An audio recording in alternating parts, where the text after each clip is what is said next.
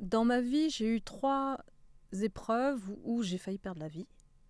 Donc la plus dure, ça a été, celle de mon père, qui, parce qu'il buvait beaucoup, heu lors du divorce de mes parents, a essayé de m'étrangler.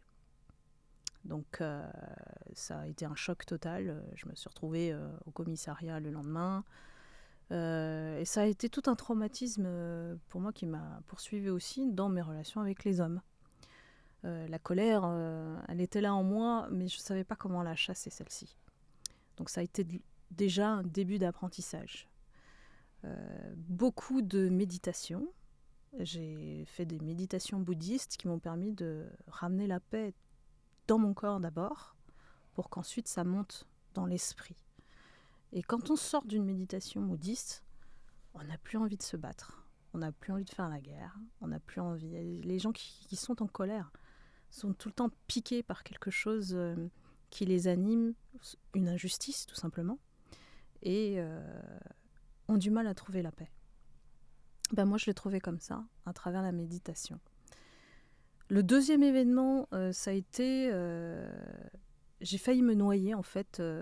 C'était en Normandie, sur une plage. Et j'avais mon frère avec moi. Je pense que je me suis, en fait, embourbée un peu trop loin. Et la vague était assez forte.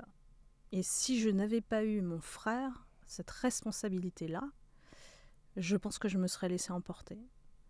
J'ai lutté très fort et bien ancré mes pieds pour pouvoir regagner la plage.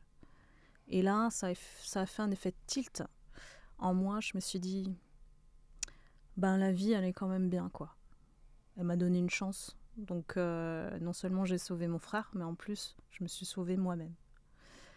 Et en fait, on a beau, tu vois, lever la main pour dire au secours. Je criais au secours, en fait. Il n'y avait personne. Et là, je me suis dit, c'est soit tu te bats, t'y vas, tu sauves ta vie, soit bah, tu laisses partir. Mais quand tu laisses partir ton frère aussi. Donc, quand on est face à des choix vraiment où on n'a pas le choix, eh ben on y va. Et ça, c'est un mental de gagnant qui m'a jamais quitté non plus. Il y a des choses qui, pour moi, me frappent à l'esprit, dans le corps, enfin toute l'expérience en fait. Et ensuite, je suis plus la même personne. Je change à chaque fois de version. Et le troisième événement, ça a été la maladie, le cancer du sein à l'âge de 37 ans, très virulent. Du jour au lendemain, on arrête tout. Le travail, les amis, la famille, tout. On arrête tout. Et on se consacre du temps de guérison à soi. La leçon que j'en ai tirée, c'est que tout ce que je faisais avant, je suis quand même...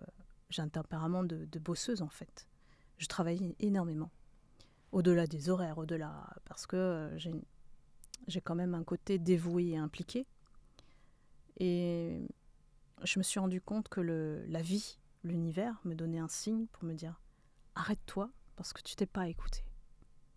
T'as cumulé trop de choses, tu t'es perdu quelque part. » Et le cancer, c'était vraiment un stop pour dire « Bon, là, t'as pas écouté, donc c'est un énorme stop pour toi. » Mais le résultat derrière, c'est que la nouvelle version de Ponari, elle n'était plus la même. Et à partir de là, cultiver le bien-être, ça a été toujours un adage dans ma vie.